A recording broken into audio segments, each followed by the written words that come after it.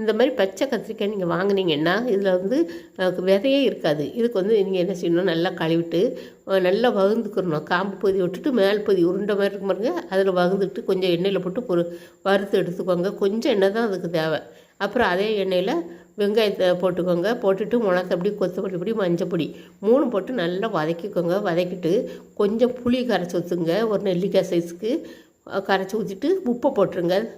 அளவாக போடுங்க. ஆனால் உப்பை போட்டுட்டு இது நல்லா ஒரு தொக்கு மாதிரி வந்தோடனே அந்த நம்ம வறுத்து வச்சுருக்கோம்ல கத்திரிக்காய் நல்லா பொரிச்சு வச்சுருக்கேன், அதை வந்து இது மேலே எடுத்து போட்டுட்டு லேசாக கிளறி கொடுங்க. அப்போ தான் இதை வெங்காயத்தோட சுவை, இந்த மசாலா சுவையெல்லாம் உள்ளே இறங்க பார்த்துக்கோங்க. இதுக்கு ஒரு சின்ன டிப்ஸ் பாருங்கள். ஒரு அரை ஸ்பூன் சீனி போட்டிங்கன்னா அவ்வளோ அட்டகாசமாக இருக்கும் பார்த்துக்கோங்க. இதை நீங்கள் வீட்டில் செஞ்சு பாருங்களேன், அதுக்கு பிறகு சொல்வீங்க. ரொம்ப இதுக்கு வந்து வெள்ளை கத்திரிக்காயெல்லாம் ஒரு மாதிரி செதஞ்சிரும். இந்த மாதிரி கெட்டியாக அதாவது விதை இல்லாத கத்திரிக்காய்